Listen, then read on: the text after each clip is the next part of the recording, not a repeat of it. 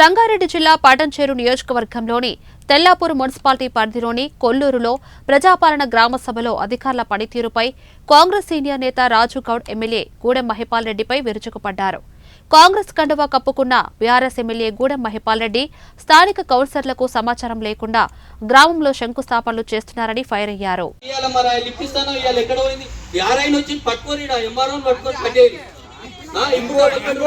Double bedroom గురించి ఉంటే మాట్లాడు, వేరే మాట్లాడు. డబల్ బెడ్రూమ్ ఉంటే మాట్లాడు, లేకపోతే మాట్లాడు. ఒక్క నికిట ఇల్లు లేదు. ఇంతమంది గరీబోళ్ళు అంటే కనిపించట్లేదా? ఇంతమంది ఎవడైనా అంటాడు ఏ ప్రభుత్వం వస్తే ఆ ప్రభుత్వాన్ని అంటాడు. ప్రభుత్వం కాదు చేసింది, స్థానిక ఎమ్మెల్యే చేసిండు. ప్రతి ఒక్కరి మోసం స్థానిక ఎమ్మెల్యే చేసిండు. ఏం చేసిండు మన గ్రామానికి చెప్పండి?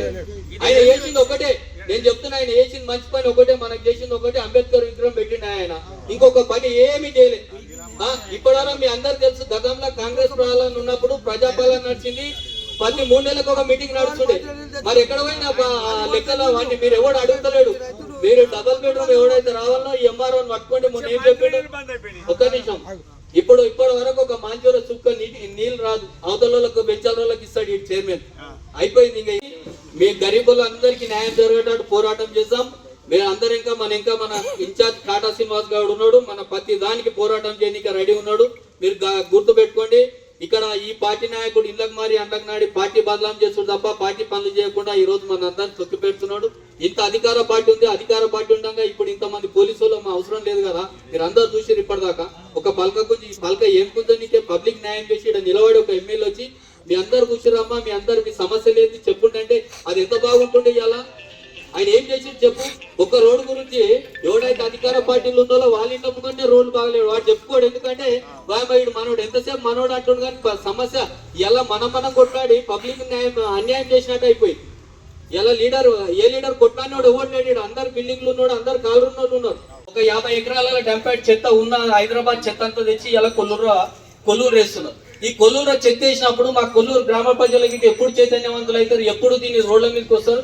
కాబట్టి తొందరలోనే మేము జిల్లా మినిస్టర్ తోటి మాట్లాడి సీఎం ప్రోగ్రామ్ గిట్ట మేము అరేంజ్ చేయాలని అనుకుంటున్నాం. కాబట్టి ఆ రోజు శరణ్యం పలుకుతాం. కాబట్టి ఇప్పటి వరకు మీరు ఏదైతే నువ్వు ఆర్ఐ ఉన్నావు, రెవెన్యూ ఇన్స్పెక్టర్ ఉన్నావు, ఆ రోజు మేము డే 1 నుంచి నువ్వు ఉన్నావు. కాబట్టి ఎందుకు మాకు డబుల్ బెడ్రూమ్ రాలేదు? మీ ఎంఆర్ఓ రావాలి. ఎంఆర్ఓ ఎందుకు లేడు?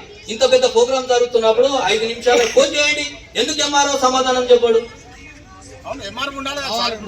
ఇప్పటి వరకు కనీసం భూమి పోయిన వాళ్ళకు 76 మంది ఉన్నారు, 77 మంది ఉన్నారు. ఈ భూమి పోయిన వాళ్ళకు వాళ్ళకి ఇప్పటి వరకు ఒక్కరికి డబుల్ బెడ్రూమ్ ఇచ్చింది లేదు, ఒకరికి కాగితం ఇచ్చింది లేదు. మరి ఏమైపోవాలి? మేము అంతేమైపోవాలి? మా కొల్లూరు గ్రామంలో ఈ వార్డులలో గరీబోడు అంటోడు లేడా?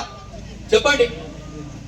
ఇప్పటి వరకు రేషన్ కార్డు పెట్టుకున్నాం. మీరు గిట్ట కరెక్ట్ సర్వే లేదు. కరెక్ట్ ఎంతమంది పెట్టుకున్నాం? ఉన్నాయంత డబుల్ బెడ్రూమ్లలో రేషన్ కార్డు వస్తే 37 మందికి వస్తే అంటే గ్రామంలో రేషన్ తీసుకుంటాడు ఒక్కడు గరీబోడు లేడా?